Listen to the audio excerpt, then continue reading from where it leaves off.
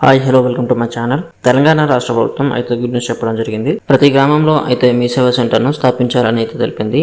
ఊరూరా మీ సేవ ద్వారా చాలా మందికి కలిసి వస్తుందని, ప్రతి చిన్న విషయానికి మండలానికి వెళ్లి రోజుల తరబడి తిరిగే పని భారం, ఛార్జీల భారం తగ్గుతుంది అనేది తెలిపారు. ప్రతి చిన్న విషయానికి మీ సేవకు వెళ్ళాలి అంటే మండలానికి వెళ్లాల్సి వస్తుంది. దానివల్ల ఒకరోజు పని కూడా వదిలేసుకొని మరీ వెళ్లాల్సి వస్తుందని, ఇలా జరగకుండా ఉండడం కోసం ప్రతి ఊర మీ సేవా సెంటర్లను ఏర్పాటు చేయాలని సీఎం రేవంత్ రెడ్డి అయితే తెలిపారు. ఈ మీ సేవా సెంటర్ ఎవరికి ఇస్తారు, ఎవరు అర్హులు, ఎలా అప్లై చేయాలి, ఎలాంటి డాక్యుమెంట్స్ ఇవ్వాల్సి ఉంటుంది అనే దాని గురించి ఈ వీడియోలో తెలుసుకుందాం.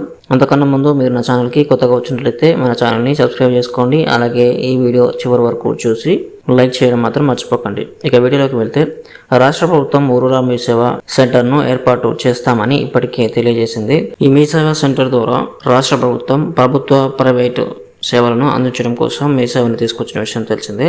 రాష్ట్రంలో దాదాపు 4525 మీ సేవా సెంటర్లు ఉండగా ఎక్కువ శాతం అన్ని అర్బన్ ఏరియాలోనే ఉండటం వలన గ్రామ ప్రజలు ఈ సేవలు పొందడంలో చాలా వెనుకబడి ఉన్నారు. ఊరూరా మీ సేవా కేంద్రాలను ఏర్పాటు చేయాలని ప్రభుత్వం ఇప్పటికైతే నిర్ణయించింది. ఊరూరా మీ సేవా కేంద్రాలను మహిళా శక్తి అనే పథకం ద్వారా శ్రీకారం చుట్టింది. రాష్ట్రంలోని స్వయం సహాయక సంఘాలకు ఈ మీ సేవా సెంటర్లను మంజూరు చేయనుంది. మీ సేవా సెంటర్లకు ఏ సంఘాలు అయితే ఇంట్రెస్ట్ చూపుతాయో ఆ సంఘాలకు సెంటర్లను ఇవ్వాలని ఇప్పటికే కలెక్టర్లకు ఆదేశాలు ఇవ్వడం జరిగింది. విలేజ్ ఆర్గనైజేషన్ అయిన గ్రామ సమైక్య సంఘాల పేరిటనే ఈ మహిళా శక్తి మీ సేవా కేంద్రాలను ఏర్పాటు చేస్తారు. ఈ విలేజ్ లోని ప్రజలు మీ సేవ ద్వారా 150 గౌట్స్ సర్వీసెస్ ను 400కు పైగా ప్రైవేట్ సర్వీసులతో పాటు ఆధార్ సర్వీసు ఇచ్చేందుకు అవకాశం కల్పించనున్నారు. గ్రామాలలో మీ సేవా సెంటర్ ఏర్పాటుకు 2.50 లక్షల రుణాన్ని శ్రీనిధి ద్వారా పంచాయతీరాజ్ గ్రామీణాభివృద్ధి శాఖ అప్రూవ్ చేస్తుంది. ఈ డబ్బులతో కంప్యూటర్లు, ఫర్నిచర్, టేబుల్స్, బయోమెట్రిక్ డివైజెస్ తీసుకోవాల్సి ఉంటుంది.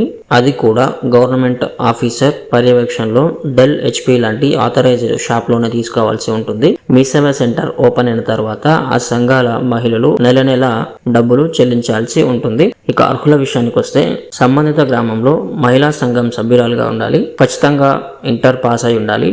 ఇందులో డిగ్రీ మరియు పీజీ ఉండి కంప్యూటర్ పరిజ్ఞానం ఉన్నవారికి ఎక్కువ ప్రాధాన్యత అయితే ఉంటుంది. గ్రామ సమైక్య ఒక సంఘం నుండి ఒక మహిళను తీసి తీర్మానం రాసి మండల సమైక్యంకి అందిస్తారు. వారు ఆ లిస్టును జిల్లా అధికారి అయిన డిఆర్డిఏకు పంపిస్తారు. డిఆర్డిఏ గ్రామాల నుండి వచ్చిన లిస్టుని సభ్యుల అర్హతను బట్టి షార్ట్ లిస్ట్ చేస్తారు. ఇలా షార్ట్ లిస్ట్ చేసిన వారికి ఒక బేసిక్ టెస్ట్ నిర్వహించి అసలైన మీ సేవా నిర్వాహకులను సెలెక్ట్ చేస్తారు. ఫైనల్ గా సెలెక్ట్ చేసిన అర్హులకు మీ సేవ గురించి 15 నుండి 30 రోజుల పాటు శిక్షణ కూడా ఇవ్వడం జరుగుతుంది. ఈ సెలక్షన్ ప్రాసెస్ మరియు శిక్షణ జూలై చివరి వరకు పూర్తి చేయడం అయితే జరుగుతుంది. అంటే జూలై మొదటి వారంలో అర్హులను గుర్తించి వారికి శిక్షణకు పంపించడం జరుగుతుంది. శిక్షణ పూర్తి చేసుకున్న వారికి రైతు వేదిక, గ్రామ పంచాయతీ, స్కూల్స్ లేదా ఇతర ప్రభుత్వ భవనాలలో మీ సేవా సెంటర్ వసతి కల్పించడం జరుగుతుంది. అయితే ప్రభుత్వం ఆగస్టు 15న 1000 గ్రామాల్లో మీ సేవా సెంటర్లను ఏర్పాటు చేయడానికి ప్రభుత్వం సన్నాహాలు చేస్తోంది.